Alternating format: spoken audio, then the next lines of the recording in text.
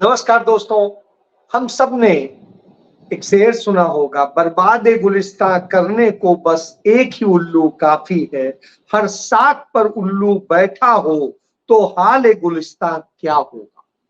जी हाँ, आज कमोबेश हमारे देश के यही हालात, और इन हालात को जब हम जिक्र करते हैं तो इसलिए करते हैं कि बेसमेंट में सड़क का पानी भर गया, 3 मौतें हो गई। मकान मालिक इसलिए गिरफ्तार कर लिया गया कि अगर तू बेसमेंट किराए पर न देता तो न कोई डूबता, न सरकार की किरकिरी होती। बाहर कार चलाने वाला इसलिए गिरफ्तार कर लिया गया क्योंकि तेरी कार के टायर घूमने से सड़क का पानी बेसमेंट के अंदर चला गया। न तू सड़क पर कार चलाता और न नदी बनी सड़क का पानी बेसमेंट में जाता। किराएदार पहले ही गिरफ्तार हो चुका था, क्योंकि अगर वो अपने यहां किसी को पढ़ने के लिए नहीं बुलाता तो कोई डूबता भी नहीं और कोई आस पड़ोसी हर किसी की जिम्मेदारी डाली जा रही। मगर न सड़क पर बात हो रही है, न ड्रेन बनाने वालों पर बात हो रही है, न साज संभाल करने वालों पे बात हो रही है, न जिम्मेदार लोगों पे बात हो रही है। यह हाल है देश का। यह दिल्ली में भी हुआ, यह जयपुर में भी हुआ। जयपुर में भी 3 लोग मरे। वो गरीब थे इसलिए उसका जिक्र नहीं हो रहा है ज्यादा। और दिल्ली में हुआ, चूंकि वो आईएएस की तैयारी करने वाले बच्चे थे तो हर जगह जिक्र हुआ। तो यह सत्य है। मेरे मित्र हैं सुनील शर्मा, उन्होंने इसका बड़ा प्यारा सा जिक्र किया और उन्होंने बताया कि कैसे स्थितियां खराब, सारी व्यवस्थाएं खराब।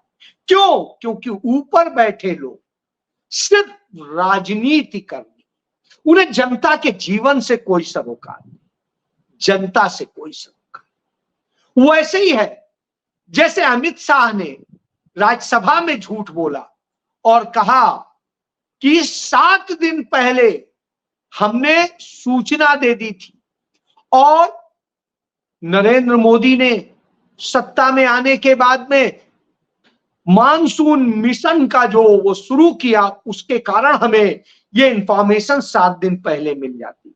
तो पहली बात तो ये कि 7 दिन पहले जो ये मिल जाती है, इसका जो जिक्र है, तो वो मानसून मिशन नहीं, राष्ट्रीय मानसून मिशन के नाम से 2017 में नहीं, 12 में नहीं, 2012 में शुरू किया गया था, और 2014 में नहीं, वो 2016 में पूरी तरह से सुचारू रूप से काम करना शुरू हुआ, और 2017 से वो काम कर रहा है। तो आप इससे समझ सकते हैं कि झूठ बोला गया। फिर जो इंफॉर्मेशन दी गई, वो इंफॉर्मेशन बिल्कुल स्पष्ट है, सारे सबूतों के साथ है, वेबसाइट पे उपलब्ध है। उसमें कहा गया कि उस दिन कोई खतरा नहीं है, ऑरेंज अलर्ट, कोई रेड अलर्ट नहीं था। तो आप यह मान सकते हैं कि 30 तारीख को जिस दिन केरल में वायनाड में भूस्खलन हुआ, उस दिन कोई इंफॉर्मेशन, ये झूठ बोले जाते हैं सत्ता, सरकार, दूसरे के लोगों द्वारा, तो बड़ा अजीब लगता है। यही झूठ देश में बार बार बोला जाता है। शायद यही वजह है कि जिस तरीके से हिंदुस्तान को बना दिया गया है, जो लोग सक्षम हैं वो अब हिंदुस्तान में नहीं रहना चाहिए, और इसका नतीजा है भारत में रिकॉर्ड 2010 के बाद जो एक लोगों में आ रहा था कि नहीं, हिंदुस्तान में रहना है, हिंदुस्तान में उद्योग लगाने हैं, धंधे लगाने हैं, सब लगाने हैं, वो अब इस सोच से बाहर निकल चुके हैं। और 2014 से लेकर 2024, मतलब 10 साल के भीतर भारत के 15.5 लाख लोगों ने पूरी तरह से भारत की नागरिकता छोड़ दी। उन्होंने भारत की नागरिकता छोड़ दी, 15.5 लाख लोग, आप समझ सकते हैं। और अभी नागरिकता छोड़ने के लिए इस देश की 40 लाख लोग लाइन में लगे, 40 लाख। सोचिए, यानी यह देश समझ में नहीं। नरेंद्र मोदी बार बार बताते हैं कि हम दुनिया की इतनी बड़ी अर्थव्यवस्था बन गए हैं और न जाने क्या क्या बन गए। तब वर्ल्ड बैंक एक रिपोर्ट जारी करता है और कहता है भारत की जो प्रति व्यक्ति आय है और जिस तरह की उसकी स्पीड है, उस हिसाब से अमेरिका की 1/4 यानी चमन्नी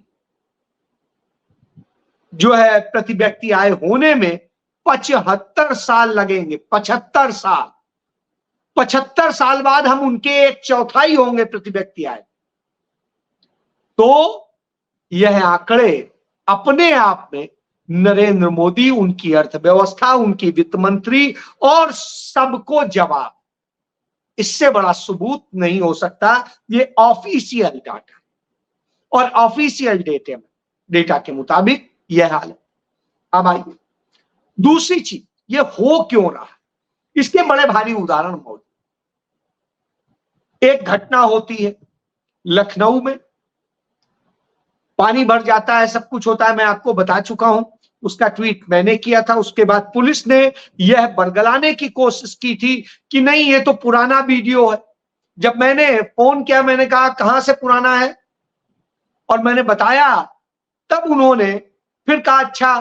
फिर बाद में एक छोटी सी उसमें होकर के निपटाने की कोशिश में मैंने अपने ट्वीट में लिखा ये कार्रवाई सख्त होनी चाहिए, दिखावा नहीं।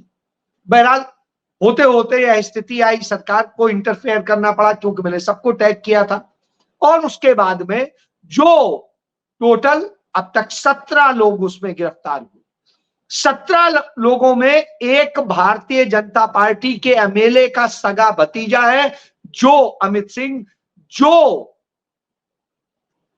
आदित्यनाथ का बहुत खास एमएलए था, उसका भतीजा है। और उसके अलावा भी तमाम सारे लोग, उनमें 17 में सिर्फ एक मुसलमान। अब यादव को भी उसी तरह से वो निग्लेक्ट करके रख रहे हैं तो कुछ नहीं कह सकते। तो एक यादव है और एक वो, बाकी सब डिफरेंट जाति के हैं, और लेकिन अधिकतर सवर्ण। तो आप इससे समझ लीजिए, योगी आदित्यनाथ अपनी विधानसभा में जो बताते हैं, वो बताते हैं 2 नाम, एक अबरार का और एक उस यादव लड़के का। अब आप समझ कि नफरत परोसते हैं। वो जिक्र होता है अयोध्या में एक रेप केस का, जिस रेप केस का जिक्र होता है, उस पर जरूर कहना चाहूंगा, हुआ है नहीं हुआ है मुझे नहीं पता। आरोप लगा है, कार्रवाई होनी चाहिए, निश्चित रूप से होनी चाहिए, कोई नहीं कहता, कड़ी से कड़ी कार्रवाई होनी चाहिए। लेकिन डीएनए टेस्ट तो करा लीजिए, यदि डीएनए टेस्ट में हो तब आप कार्रवाई कीजिए। लेकिन डीएनए टेस्ट नहीं होता, कोई और चीज नहीं होती, जांच कंप्लीट नहीं होती, घर गिराने चले गए, बुलडोजर चला दिया। भाई घर वालों का क्या कसूर था? तो इस तरह से करके जब करते हैं तब गुनाह होता है। घर गिराना था तो गिराते, आप उस अमित का भी गिराते, आप गिराते उस रेप करने वाले का, जिसने इलाहाबाद में, यानी अब प्रयागराज हो गया है, वहां पर किया था, वो भारतीय जनता पार्टी के नेता का बच्चा। तब नहीं आप करेंगे, आप तमाम सारे में नहीं करेंगे। क्यों? क्योंकि आप सिर्फ उस पर कार्रवाई करते हैं जो नफरत फैलाने का काम। इसी की वजह से जो ये भाजपा के लोग अंधभक्त होकर के गलत चीजों का सपोर्ट करते हैं, उसका नतीजा है। दुखद घटना है, मैं इसका जिक्र नहीं करना चाहता, लेकिन करनी पड़ रही कि यदि इन घटनाओं का आप सपोर्ट करते हैं तो कल के दिन आप भी शिकार हो सकते। और वही है कि जौनपुर में भारतीय जनता पार्टी के एक नेता की बेटी जो 9th क्लास में पढ़ती थी, उसे इन दबंगों, चोरों ने, बदमाशों ने उठा लिया और ले जाकर के गैंगरेप किया और लहूलुहान वाराणसी के पास फेंक दिया। अब आप सोचिए कि एक बच्ची के साथ इस तरह की घटना होती है, इसे आप कौन सा वो कहेंगे और किस तरह से उसको लेंगे? तो यह बताता है कि क्या हालात होते हैं। तो यह जंगल राज बनाया है। मैं एक को नहीं कहता हूं, सबके लिए। पंजाब में भी यही हालत। पंजाब में अमृतसर में इतनी हिम्मत बढ़ गई अपराधियों की, एसएचओ जो वहां गई घटना स्थल पे, उस पर ही हमला कर दिया, वो मरणासन है, हॉस्पिटलाइज्ड है। तो इस तरह की भी दशाएं होती हैं, उसे आप वो नहीं कह सकते। तो आशीष सिंह, सॉरी मैं अमित सिंह बोल गया था लड़के का नाम, आशीष सिंह नाम है, उस विधायक के, भाजपा पूर्व विधायक के भतीजे आशीष सिंह पर भी बुलडोजर चलाइए ना, बुलडोजर चलाइए। यदि आप कहते हैं जिस तरीके से, उससे समझ में आता है कि आप करोगे क्या। आज आप हरिशंकर तिवारी के प्रतिमा जो उनके गांव में लग रही थी, चबूतरा बन रहा था, उस पर आप बुलडोजर चलाओगे। क्यों? क्योंकि आपकी निजी दुश्मनी है। हरिशंकर तिवारी ने भाजपा की भी सरकार बनवाई, उसे बचाया है कल्याण सिंह की सरकार को। तो यह नहीं कह सकते, तो यह भी स्थिति है। तो डबल इंजन की सरकार में और क्या होता है? और होता है जौनपुर में एक मुस्लिम परिवार की बात कहता हूं, एजाज अहमद एक थे, उनका मर्डर होता है। उनका परिवार जाता है, कहता है कि वो दबंग अभी भी हमारे धमकी दे रहे हैं और कह रहे हैं कि अब हम बेटे को भी मार डालें। पुलिस कुछ नहीं करती। क्यों? क्योंकि मुसलमान है, और उनके बेटे को भी मार देते हैं। और जब उनका बेटा अब्दुल्ला भी मार दिया जाता है, तब आप क्या करें? जिस तरह से मैं जैसे पहले कहता रहा हूं कि अतीक अहमद की हत्या एक सामान्य हत्या नहीं थी, मैं इससे बड़ा और गुनाह कोई नहीं मानता। अतीक अहमद क्या थे, उनको क्या सजा मिलनी चाहिए, वो अदालत को तय कर। लेकिन पुलिस अभिरक्षा में उनकी हत्या कर दी जाती है, यह अपने आप में चिंताजनक। वो पूर्व सांसद थे, पूर्व विधायक थे, उनके भाई पूर्व विधायक थे। उनके लिए उत्तर प्रदेश की विधानसभा में शोक प्रस्ताव पढ़ा गया, और उनके लिए संसद में पढ़ा गया, विधानसभा में भी पढ़ा। तो आप सोचिए, उसमें आपका न्यायिक आयोग कहता है पुलिस बहुत अच्छा। अब इससे ज्यादा और बुरी स्थिति क्या हो कि 4 लोग आएंगे, गोली मार के अभिरक्षा में चले जाएंगे, आप कहेंगे ये। इसी तरह किसी को भी आप मरवा सकते हैं। तो इसलिए यह समझ लीजिए, मुझे आज भी याद आता है, अजीत सिंह एमएलसी हुआ करते थे यूपी, उनको उन्नाव में इसी तरीके से मरवा दिया गया। मेरे मित्र थे उन दिनों, मैं क्राइम रिपोर्टर हुआ करता था लखनऊ। तो यह स्थिति। बहरहाल इसके अलावा आप देखिए कि उत्तर प्रदेश की राजधानी लखनऊ में दबंगों ने एक थानेदार को, जो अपने ड्यूटी पर जा रहा था, उसको इतना मारा कि वो अधमरा हो गया। और उन्होंने क्या कहा कि यदि वर्दी में नहीं होते तो आज ही मार के फेंक दिया होता। तो आप इससे समझ सकते हैं कि किस तरह की सोच है। इसके बाद में सरकारों की स्थिति क्या? बदायूं में होता यह है कि हाई टेंशन लाइन टूट के गिर जाती है, बाइक से एक मियां बीबी जा रहे थे, मर जाते हैं। क्या कसूर था उनका? क्या वो टैक्स नहीं देते थे? क्या नहीं करते? और कौन नहीं देता है? कानपुर में आज साकेत नगर में जो है, लड़के आवारागर्दी करते हुए जा रहे थे, नाबालिग थे, और गाड़ी से, और वो एक माता और बेटी अपनी स्कूटी से आ रहे थे, वो बड़े धीरे से, अचानक आके कार उनको अनियंत्रित होकर टक्कर मारती है और एट स्पॉट मौत हो जाती है। आप बताइए इसे क्या कहें? आप लोगों के घर तोड़ रहे हैं, लोगों को बर्बाद कर रहे हैं, लोगों को इस तरह की स्थिति में तो कौन हिंदुस्तान में रहना चाहे? और आप धर्म की बात करते हैं। धर्म के नाम पे आपने जो पाखंड किया है, आपने केदारनाथ मंदिर से जो 228 किलो सोना चोरी हुआ है, जो काशी विश्वनाथ से चोरी हुआ है, जो अभी आपकी सरकार, भाजपा की सरकार आने के बाद में खजाना खोला गया पुरी का, जगन्नाथ भगवान का, जिनकी जय जगन्नाथ बोले थे, उनके खजाने के ताले टूटे मिले और वहां से रत्न और सारी चीजें गायब। ये वहां के पुजारी ने कहा। इसके बाद बताइए क्या सुरक्षित? ना आप सुरक्षित, न घर में सुरक्षित, न ट्रेन में सुरक्षित। ट्रेन में आप देख ही रहे रोज बरोज जो हो रहा है, ना हवाई जहाज पे सुरक्षित। एयरपोर्ट जाएंगे तो पता नहीं क्या एयरपोर्ट का गिर जाए, आप मर जाए। अब सड़क पे चलेंगे, पता नहीं कहां सड़क धस जाए, पुल गिर जाए, कुछ हो जाए, आप मर जाएंगे। और हालत ये है, कहीं बिजली का तार गिरेगा, कहीं कुछ होगा, इस हालत में आ गया है। ऐसा तो नहीं था हमारा।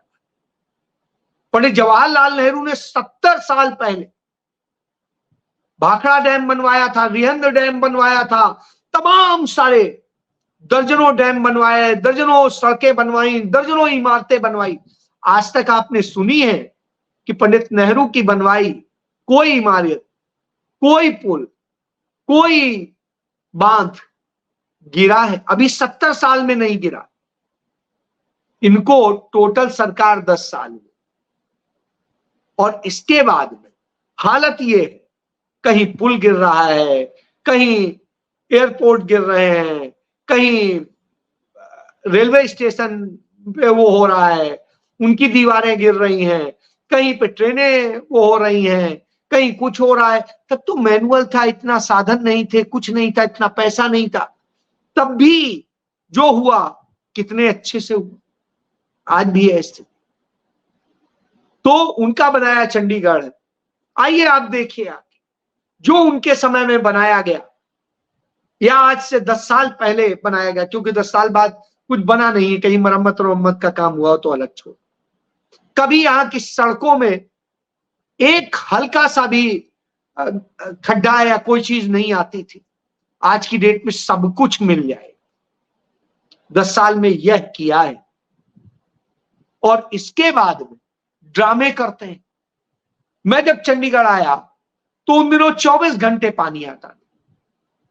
फिर बाद में धीरे धीरे इन्होंने बंद करना शुरू किया, और फिर यह कि 3 टाइम आएगा, और फिर 3 के बाद 2 टाइम आएगा, फिर 2 टाइम में भी टाइम कम कर दिया। अब स्थिति है, अब अमित शाह आएंगे कि यहां एक पर्टिकुलर इलाके में 24 घंटे पानी की सप्लाई होगी, यह उसका उद्घाटन करेंगे, और उसके बाद में उसके लिए जो स्थिति है, वहां का बाजार बंद कर दिया जा रहा है और सब कुछ किया जा रहा है। क्यों? क्योंकि अमित शाह आ रहे हैं, मालिक है देश के। आज यह दशा है। चंडीगढ़ ऐसा शहर होता था जहां मुख्यमंत्री, कोई भी मंत्री निकलता था, राज्यपाल निकलते थे, कभी कोई रास्ता नहीं रोका जाता था। आज यह हालत हो गई। प्रधानमंत्री आते हैं तो कर्फ्यू सा लगा दिया जाता है सर।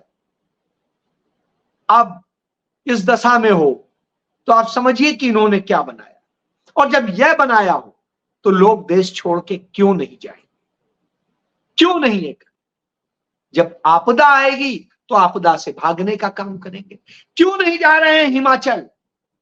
हिमाचल ने चार की चारों लोकसभा सीटें बीजेपी को दी हैं। वहां से जो मंडी से जिताया है, जिसको अनुराग ठाकुर जो गाली देता है, उसको क्यों नहीं अपने क्षेत्र में जा रहे हैं, लोगों की सेवा कर रहे हैं? वहां पर बादल फटे हैं, लोग मरे हैं, वहां का मुख्यमंत्री वहां पर जाकर के जूझ रहा है, कांग्रेस के लोग जूझ रहे हैं, सेवा कर रहे हैं, लेकिन वो राहुल गांधी, प्रियंका गांधी वायनाड में जाकर के 3 दिन से हैं, वहां पर लगातार लगे हुए हैं, काम हो रहा है, लोगों की मदद की जा रही है। और कांग्रेस पार्टी ने 100 से अधिक घर बना करके, पक्के घर बना के लोगों को देने का वो किया। आपको पता होना चाहिए, जब से राहुल गांधी वहां पे सांसद बने हैं, आंकड़े कहते हैं कि उस 5 साल में वायनाड के पर्यटन में 70% की वृद्धि हुई है। 70%। तो आप समझ लीजिए कि वायनाड में जाने वाले 70% बढ़ गए। कितना बड़ा वहां के लोगों को रोजगार मिला, लाभ मिला। ये राहुल गांधी की देन थी, इसलिए वहां के लोग उनके लिए जान देते हैं। लेकिन भाजपा के लोग झूठे वीडियो, एक व्यक्ति पुलिस के व्यक्ति से लड़ रहा है जो राहुल गांधी का प्रशंसक है, उनका समर्थक है, किसी अव्यवस्था के लिए, उसको दिखाते हैं कि वो राहुल गांधी का विरोध कर रहा है, और इस तरह से करके वीडियो प्रसारित करते हैं।